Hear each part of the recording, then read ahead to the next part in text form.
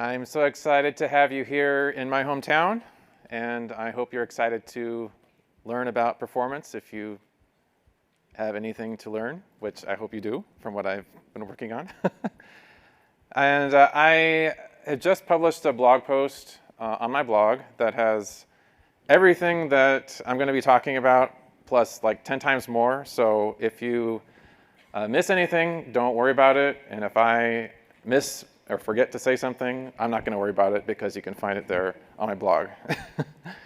And on the core performance team, where I've been contributing for a while, we do a lot of work on contributing patches to WordPress core to improve performance, but we also work a lot in this Performance Lab plugin, which, how many of you have it installed on your sites? Just a few hands. So I'm excited to see all the performance improvements we're going to be seeing after today on the web. But as we have the Gutenberg project, which is our testing ground and incubator for new editor features, so too the Performance Lab plugin is how we, as the core performance team, develop new performance features and optimizations to get them out in the wild, to get feedback, to see the performance impact. And then we use that in the merge proposal for getting it into WordPress core. So by installing it on your site, it helps the core performance team to validate that the improvements are having an effect that we want. So please install it. And it's a collection of plugins. It's not just one mono plugin, mono repo. So if you can install just the ones that you need or want. And in this talk, I'm going to be talking about or looking at how the Performance Lab plugin impacts the performance of just the stock WordPress core theme 2025, which, as core themes go, they're generally the latest and greatest, showing the best performance, all the great features, everything that core has been working on as of late. And it should be fast, and it is very fast. But I'm going to show you how Performance Lab makes it even faster. Sorry. And with other themes, your mileage will vary. Either you'll get even better performance or less performance, and the different enhancements vary based on the content you have on a page and the page layout and what plugins you have installed. But I'm just going to look just at 2025, the theme with the plugin, with the various feature plugins from Performance Lab active, and we'll see the impact they have. Probably the most common way that performance is measured on the web is using Lighthouse. And you can see this either in Chrome DevTools or in PageSpeed Insights. And this is a good measure of like a sense of the performance of something. If you have a terrible Lighthouse score, it's a good sense that maybe your users are having a bad experience. But just because you get a great Lighthouse score, a 99 or even 100, you shouldn't settle for that because, number one, Lighthouse is a lab metric. It's not actually representing what your visitors are experiencing when they land on your site. But a 99 or 100 still has a lot of room for improvement, which I'll show you. And so just because something is good doesn't mean it can't be greater or perfect. So, but there's always room for improvement. So don't just settle for 100.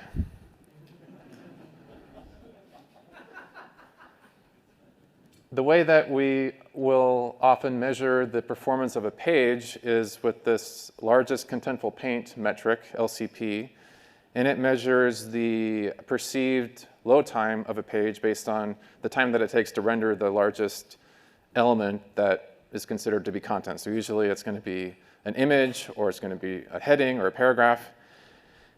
And this is among the core web vitals that WordPress struggles the most with meeting.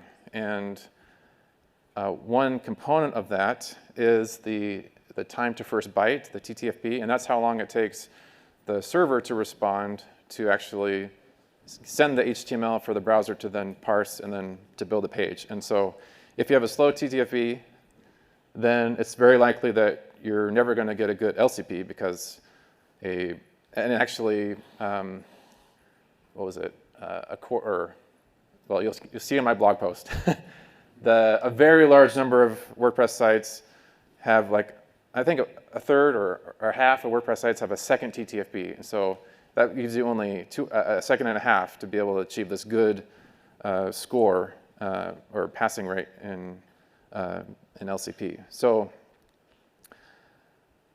and because LCP is the one that WordPress struggles the most with, I'm going to be looking at how the Performance Lab plugins directly impact that metric. And the way that I do that is, see, with Lighthouse, you get one measurement of the LCP, and that LCP is a large contributing factor to the overall performance score in Lighthouse. It accounts for 25% of the overall score. But that's just one page load, and there's a lot of variability in how a page loads that will cause the LCP to fluctuate a lot, either improved or decreased.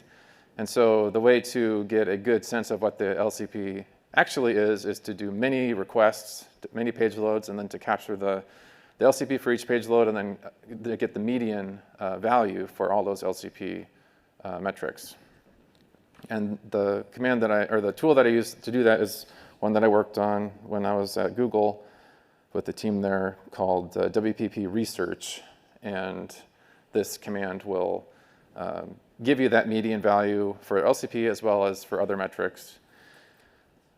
And the command that I use to do that, you can see here, for example, I pass in a URL without the plugin active, and then another URL with the plugin active, and then you say the number of requests you want to make before and after, and then emulate the device type and the connection speed, and then it will output a table like this, where you can see specifically the difference in the LCP before and after that optimization is applied. And here in this example, you can see that the improvement for LCP is almost 25%, which is great, and that's the kind of thing that we want to see from our Performance Lab features. And you'll see that as we go along. These are the plugins that I'm going to be looking at today and seeing how they impact LCP. And then there's also additional enhancements that I'll be looking at, which are not yet in plugin form or are newly in plugin form, and we'll see also how they impact LCP. The first one I'm going to be looking at is this image placeholders plugin, and it adds a dominant color, average color of an image as a background, so that where normally you just see a blank spot on the page, you'll actually see something instead of nothing. So the user gets a sense that something is going to be there. So for example, if you have this page with a featured image of this bison here, when you first load the page, you're going to see nothing, and then you're going to slowly see it start to appear. And that's not a great user experience. And with the plugin active, you can see, okay, there's this placeholder that is there, which you can expect something to fill in if you just wait and give it enough time. And if you measure the LCP impact, though, of this, there's no improvement at all, because the LCP metric measures the time it takes for the LCP element to finish loading, not the time that it takes to first show up. And so where image placeholders provides a good user experience improvement, it doesn't improve the LCP metric. But just because the LCP metric isn't improved, that doesn't mean it shouldn't be done. So that's something to keep in mind, and it's also something that we'll see later on, again, with the View Transitions plugin. The next plugin is the Modern Image Formats plugin, and this one will convert JPEG and PNG images that you upload in WordPress into AVIF or WebP. And these formats are able to compress images much better, and so they download faster and render sooner. And this specifically will address a common Lighthouse audit you'll see, which is probably a little bit hard to see here, but it's to recommend serving images in a next-gen format. And in this example here, the JPEG is 365 kilobytes, and the AVIF is 20% smaller. And so the hope would be that the LCP for this page would be 20% improved, right? But actually, no, it's only 2.5%-ish. So, and there's no improvement in the Lighthouse score either. And so even though images being optimized is kind of touted as the most common way to improve performance, it's important, but it's not the most important. And there's more impactful ways to optimize, which I'll get into now. One of the newer plugins that's featured in Performance Lab is called this Enhanced Responsive Images plugin. And when you have a responsive image on a page, it has a bunch of images defined in the source set for all the different possible intermediate image sizes. And then it has a sizes attribute that tells the browser, based on the viewport width, this image is the one that you should use. And in WordPress, though, the default sizes that's used is not very accurate in how it will pick the right image based on the width. So this is the default that's used in all WordPress generated images. And so on desktop, or on mobile, it is actually okay because the images are more often to be the full width of the page. But on desktop, you often have a lot of extra space on either side, or you're going to have images that are just in a column. And so on desktop, oftentimes, you'll have a much larger image downloaded than is appropriate for the container. And so this will show up in Lighthouse, in the Lighthouse audit called the properly sized images audit, where it then estimates the potential savings of images being downloaded that you could get if you had a more tailored sizes attribute. And so the Enhanced Responsive Images plugin uses the layout information available in block themes to compute based on where that image is in the block structure.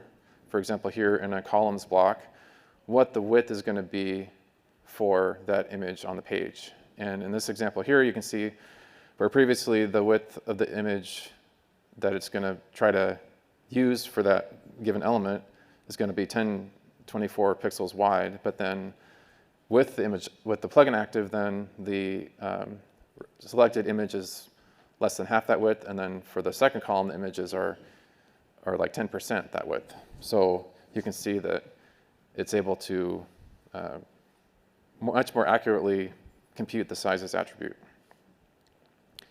And here you can see the improvement is almost 25%, which I showed in that teaser before. A dramatic improvement on LCP, reducing the load of the LCP element by a quarter. So that's awesome. And this is also reflected in the Lighthouse report, going from a 96 performance score to 99. And the audit will also show an improvement, showing that there's less opportunity for more accurate sizes to result in fewer bytes downloaded. But you're never going to probably ever see this completely go away because WordPress has a limited number of intermediate sized images that it will generate. So it's a trade-off between disk space usage versus reducing the sizes, reducing the bytes being downloaded by visitors. But then if you use a image CDN, then you could potentially have many more intermediate sizes without that storage issue. And then you can see if the original page had 1.5 megabytes downloaded, if you use AVIF instead, then you're saving about 30% in the download. But then if you use an accurate sizes attribute, you're almost 90%. And then if you're using AVIF and the accurate sizes attribute, then it's still going to be just another couple percentage points of improvement. So a more accurate sizes attribute is much more impactful than using a modern image format in this example. So that's enhanced responsive images, and now here is the next one, image prioritizer. And this is one that I gave a talk about at WordCamp Asia earlier this year, which you can watch for a lot more details. And this one is about, as the name implies, improving the prioritization of downloading, which images are downloaded for on a page. So the LCP image is, for example, prioritized. Images that are not visible at all, they get lazy loaded. Images that are in the initial viewport, they get lazy loading omitted, and so on. And you can see in the README that there are many optimizations available, but I'm going to highlight just a couple of them. Continuing what I was discussing before about responsive images, we'll look at prioritizing those properly, and then how to prioritize background images. You can see here in this example of a gallery that on desktop and mobile, there's a different layout for those images. And WordPress doesn't know how the page is laid out because it's PHP. The server doesn't have the page rendered out, so it doesn't know how it's going to be structured in the end. And so WordPress is adding fetch priority high, this attribute, to on the image that it thinks is going to be the LCP element, and it adds it to the first image that's sufficiently large. In this example, it's that first image in the gallery. But if you can see on desktop, it's actually the second image on desktop is actually the LCP element, and then on mobile, it's the third image because the third image is appearing on a row by itself. And so what image prioritizer does is it removes fetch priority high from the first image in the gallery because it's not the LCP element on either desktop or mobile. And then it adds preload links for the second image on desktop and the third image on mobile based on the media queries that are according to those responsive breakpoints. So it outputs these, for example, in the head of your page so that the right image is prioritized based on whether you're a mobile or a desktop visitor. And the improvement here is even greater than we saw with enhanced responsive images, where the LCP is improved by 28%. And the Lighthouse score improves from 95 to 99 on mobile. And then on desktop, the performance improvement is a 50% reduction in LCP, meaning the LCP element renders in half the time compared to without this image being prioritized properly. And the Lighthouse performance score here increases from 93 up to a perfect 100. But don't let that fool you. There's still more to go. So another common example in web pages, in pages built by WordPress and page builders, is background images. And you'll often see page builders use these components, blocks with background images to implement the desired layouts. And WordPress, though, only is able to prioritize image tags, image elements. It doesn't have the ability, because a background image is CSS. It's not something you can attach a fetch priority attribute to. And so in this example here, you can see there's a cover block with a fixed background, or this could be a group block with an image background as well. And this is clearly the LCP element because it's the largest element in the viewport here on desktop. And the issue, though, is that there are, below this block, there are paragraphs of text, and then there's a gallery below. And WordPress adds fetch priority to the very first sufficiently large image, as I said before. And this first image is not even in the viewport. It's a gallery that's way outside. And also WordPress omits lazy loading from the first 3 images in the content. And so those are also being loaded even though they're not important because they're not even shown.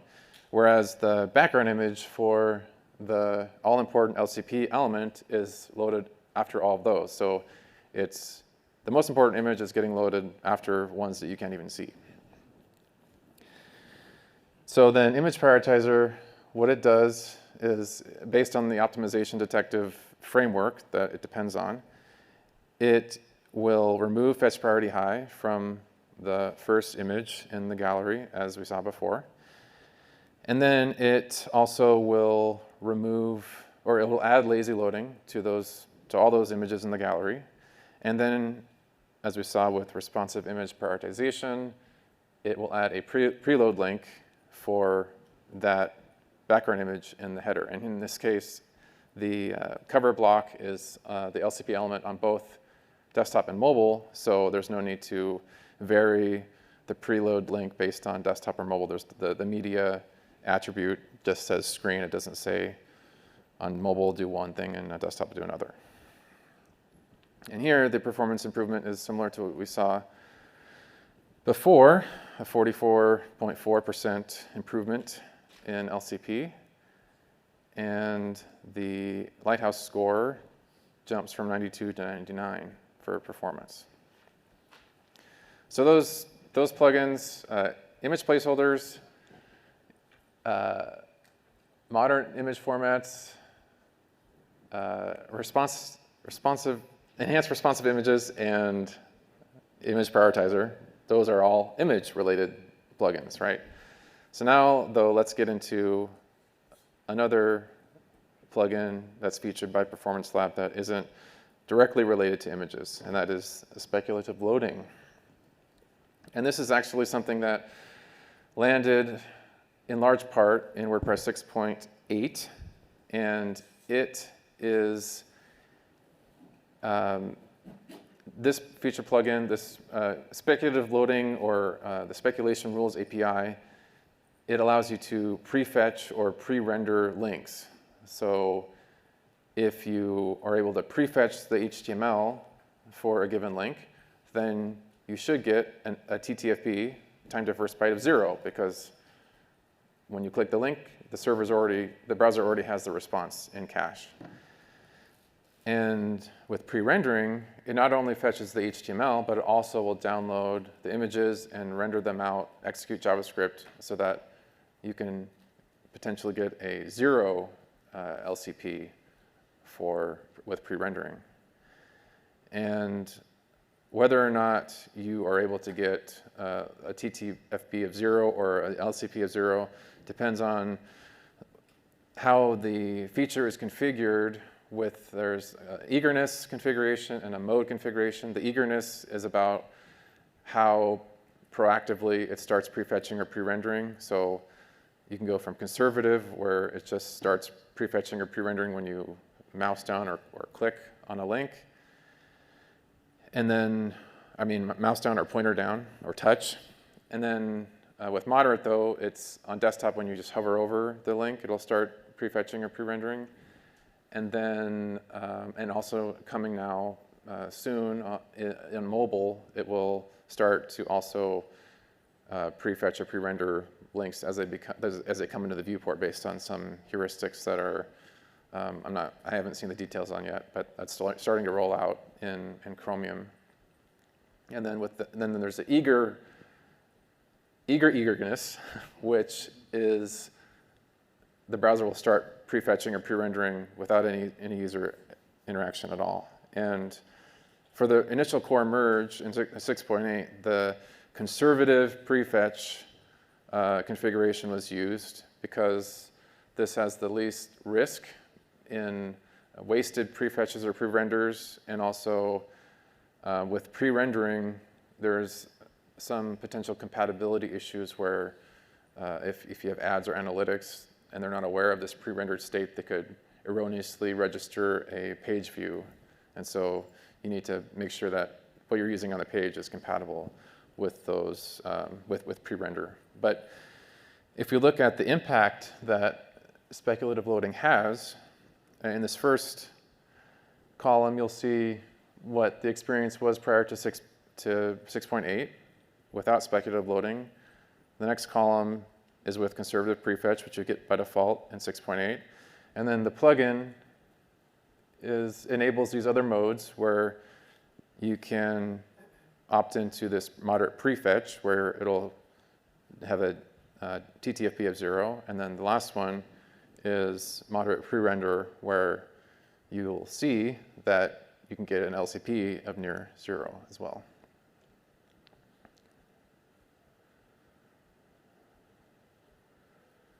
And you can see that I've hovered over the button, so I'm kind of cheating a little bit to give it extra time. But this is on a fast 4G connection, simulating a mobile connection. So on a desktop, you're not going to have to give it more time to do the speculations. But you can see that, and this is with moderate, and but if you have, for example, I published a blog post about how you can selectively opt in to pre-rendering for important links. So for example, you can have it so that your the first blog post on your homepage, for example, gets pre-rendered eagerly, so that on mobile or desktop, it's already ready to go. And then when you're on that page, when you get to a single blog post page, you can have the homepage eagerly pre-rendered so that you can go back to the homepage instantly without having to wait. And in all these cases, though, you can see the threshold for a good LCP is 2.5 seconds. So in all cases, it's still considered good. But you can see that with moderate pre-render, I mean, 0.04 seconds is very good.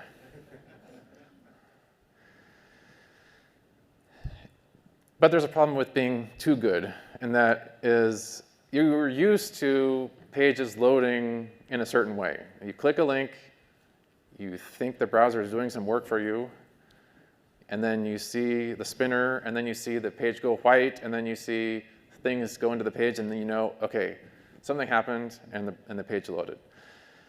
But with pre-rendering, it gives you an instant page load, and it can feel too fast and somewhat disorienting, at least for me, because it just loads too quick. So you think maybe something's broken, or like, why is it so good?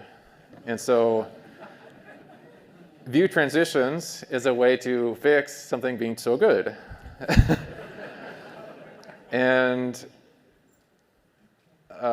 so it brings this new web platform feature called view transitions, specifically cross-document view transitions, to WordPress. So you just activate the plugin, and then you can opt into having a page load experience that is similar to what you would get with a single page app, but without all the complexity that you have with implementing all the page navigation in JavaScript.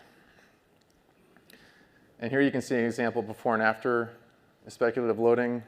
You can see in the first example, without it, navigating between the homepage and the blog post page has a bit of a flash of white, and it just feels kind of, I don't know, not smooth. But then with the plugin active, then you can see there's this nice animation where you can retain state, and you can feel like you're moving into something instead of just like, bam, you're there.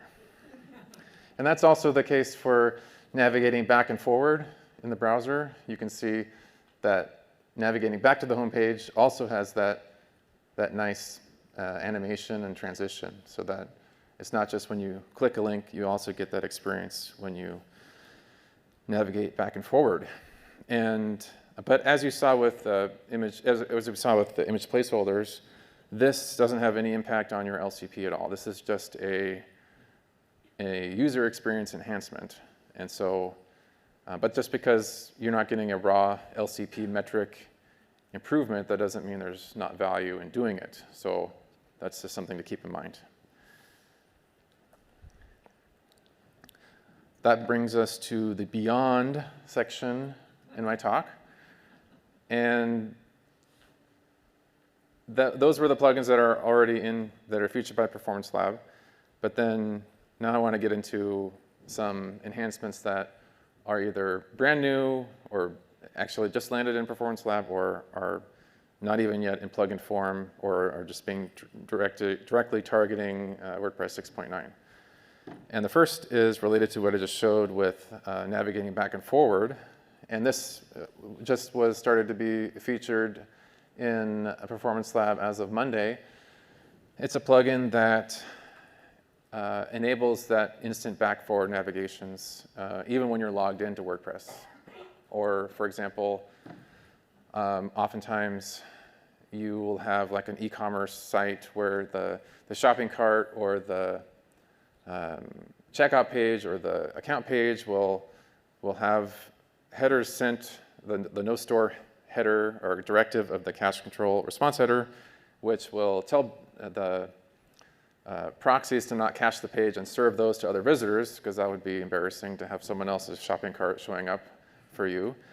But it also has the side effect of preventing the browser from storing the page in its BF cache, the back-forward cache. And without it being in BF cache, then you don't get that instant back and forward experience that you get with BF cache.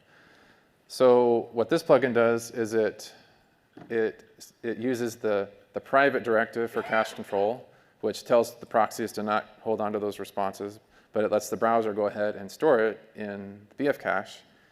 And then it has a way to invalidate pages from BF cache so that if you are logged into WordPress and you're maybe manipulating some API keys or something, and then you go log out, if you just have BF cache enabled out of the box without anything else, then somebody maliciously could hit the back button to go back into WordPress and access those API keys that you had been working on. But with the privacy enhancement that this plugin provides is it invalidates those pages so that malicious users can't access them. And you can see this, for example, not just, it improves the admin experience because you don't have to wait for a round trip to get a page if you navigate back in the admin, but also on the front end of the site. Here's an example with 2025 as well as the BuddyPress plugin active. And you can see that I'm on the activity, well, you can't see yet. I'm on the activity tab, and I'm entering an update. And then after I've drafted that update, I click to navigate to other tabs from BuddyPress. And then I try navigating back to the initial tab. And you can see when you have BF cache, you can go back instantly. And you can see that the status update is preserved. Whereas if you don't have BF cache, then every back navigation causes the browser to have to refetch the HTML, and then it rebuilds the entire DOM. And so if you have controls on the page that are, like, for example, the block editor, the entire page has to be rebuilt from scratch, and so you lose any JavaScript state. And so, but the BF cache allows you to, it captures a snapshot of the entire DOM and the JavaScript state, so you don't have to rebuild all that, so you can get this instant back and forth experience. And the benefit there is you can get, again, almost a 0 LCP with BF cache enabled. Whereas in this example I showed, without BF cache, it was 1.5 seconds. And this will also improve your CWV, your core vitals passing rate in the Chrome User Experience Report, because it turns out that these back-forward navigations, which we often don't think about, but according to research done by the Chrome team, 1 in 10 navigations on desktop are back or forward navigations, and on mobile it's 1 in 5 navigations. So you could be giving users a 20% of the time they could be experiencing a 0 LCP. And so that can be an easy way for you to get your site into a passing core web vitals passing rate. Moving on from BF Cache, this is a less flashy enhancement, but another way to improve the LCP is to reduce the network contention for downloading the LCP resources, or the LCP resource. And for example, if you have a single blog post in 2025, you got a featured image, and by default, every page is going to have the navigation block, and on mobile, that's going to provide you the mobile nav menu. And that depends on having a script module added to the page, which has the interactivity for opening and closing that nav menu. And there's actually, and also in this example here, if you have the image block with the lightbox functionality, that also depends on having a script module added to the page. And by default, WordPress will load, or I mean browsers in general, will load script modules with a high priority.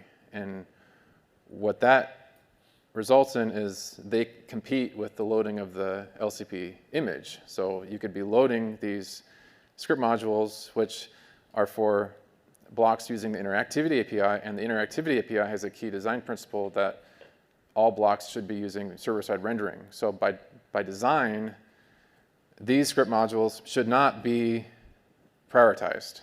And yet, currently in WordPress core, they're competing with the loading of the critical resources.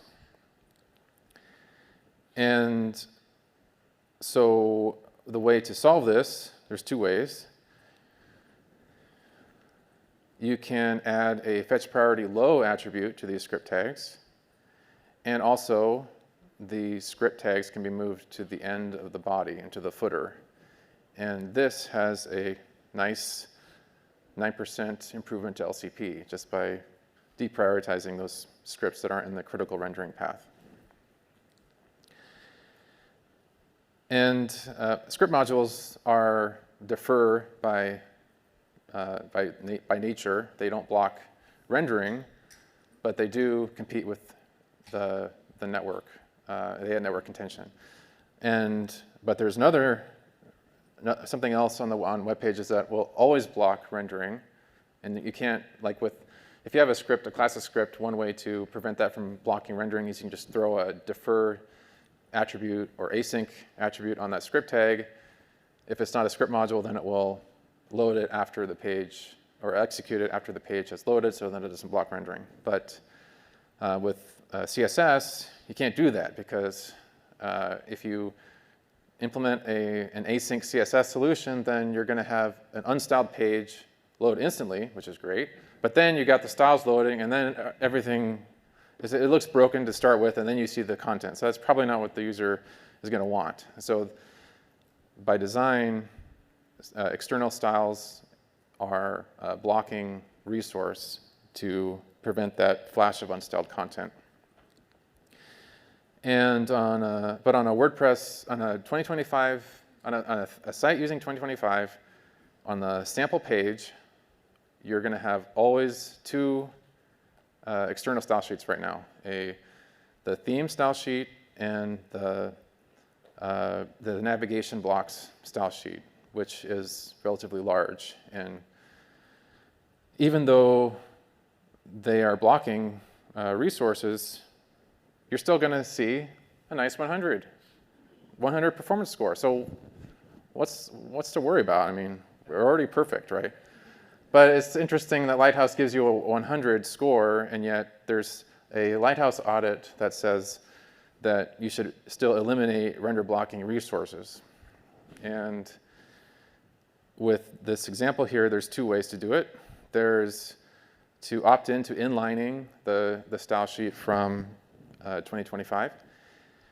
And then also the default limit for inlining in WordPress is 20 kilobytes. And so by increasing that just to 30 kilobytes, then the block style sheet for the navigation block is able to be inlined, and everything can be inlined. And so here is the performance impact on a fast 4G connection for that, and you can see with inlining CSS, you get a 36% improvement to LCP on the sample page without any images.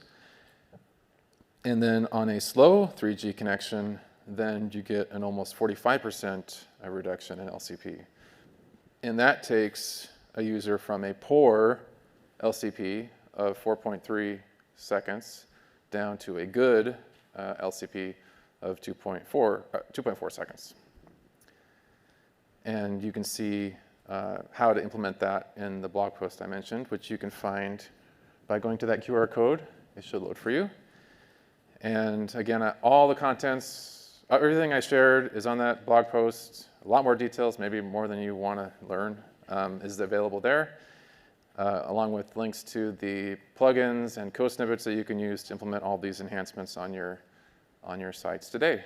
And hopefully, several of them will be merged into WordPress 6.9, so you won't have to keep having those plugins activated. But in the meantime, please do install them, activate them, see the performance impact, and provide feedback so that we can make WordPress faster for everybody.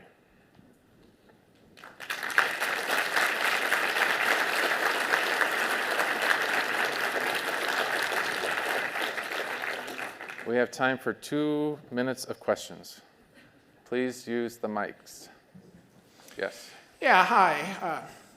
Speculative rendering and fetch seem like magic, but I wonder if there are unintended consequences either to the user through additional network contention or client-side compute, or externalized impacts like higher data center usage. Can you comment on that? Yeah, so it is true that speculative loading does add more network bandwidth usage and increased server load. So it's important to activate those more aggressive enhancements, modes, and eagernesses to sites that are able to scale to more traffic. So for example, have a persistent object cache active. Make sure you have page caching active. And these will reduce the server load to ensure that you're not overly taxing your WordPress site. And then for client side, though, network contention, that should be handled by the browser. It should be aware of your connection speed, and it won't then speculatively pre-render or pre-fetch something if it's going to interfere with your user experience for loading that page itself. And that's kind of the design of speculative loading or speculation rules is it's declarative. So instead of having to manually use something that will pre-render pages, the browser handles it for you. So you should just trust the browser, I guess. I have a question about capturing and monitoring results over time. So sometimes it feels like there's so many variables with optimization, it's hard to know kind of like the best way to present kind of the results of your work to, say, end clients empirically. What tools do you use to do that? Yeah, there is if you run a site in PageSpeed Insights, you'll see the field metrics from the Chrome User Experience Report followed by the lab data from Lighthouse. And if you have enough traffic on your site, you'll see not only the current results from users, but you'll also see a link to access historical trend data for your site in, I forget the name, but it's a Chrome, it's linked right there. But the issue is that you may not have enough traffic to qualify for visits to be in the Chrome User Experience Report. I, for the first time, got my site in Chrome User Experience Report recently, but then I just checked again and it's not anymore. So easy come, easy go. But yeah, but there are other real user monitoring solutions that you can add to your pages that will track what actual users are experiencing when you visit your site. And so then I would recommend one of those to capture the actual impact. So don't use Lighthouse to get a rough sense of the benefit, but especially relative improvements before and after.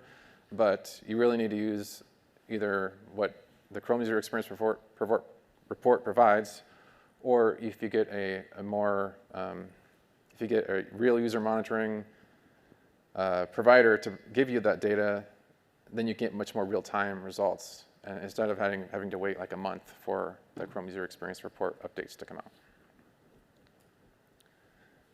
Yes? Hi. So if you're supporting a site that has not yet been migrated to blocks, will any of these plugins work for that classic site? Yes. All of them except for the Enhanced Responsive Images plugin will have improvements for classic themes. Yes. Kind of the same question, but for custom blocks built with like a PHP render.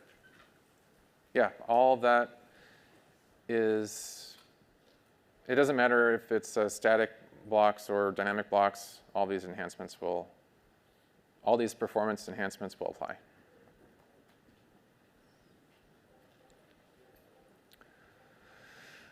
All right, well, it's time for lunch. Thank you.